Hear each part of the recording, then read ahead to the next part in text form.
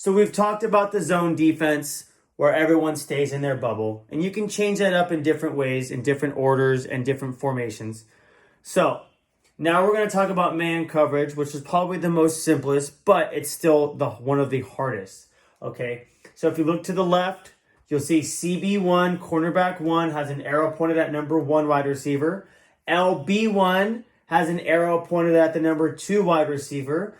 LB2 has an arrow at C. CB2 has an arrow at 3. If we look at the safeties up top, S1 has an arrow pointed at number 1 wide receiver, and S2 has an arrow pointed at B, who is the running back.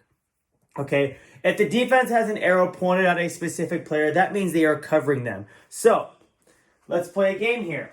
If the number 3 wide receiver is running a go route all the way deep, going for a big-time touchdown, CB2 needs to stay with them the whole time.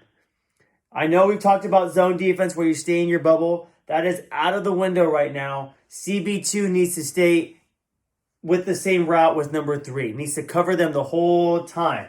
For example, running back, maybe they're going in the flat. They're going to the sideline, trying to catch it behind the line of scrimmage. S2 needs to make sure they get down there very quickly so B doesn't have a chance to catch the ball and get a lot of yards on that play.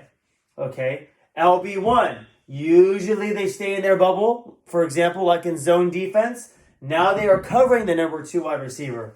Let's say the number 2 wide receiver wants to run an in route. Usually in zone defense, you just stay here and you just rely on LB2 to make sure they stay in their bubble to defend the pass. Now, LB1 needs to stay with the number 2 wide receiver no matter where they go. Okay, unless your coach tells you otherwise. So, this is the breakdown of man coverage. You cover a specific player. The bubbles are out of the window. You need to stay with them the whole time for whatever route that they do. That is man coverage.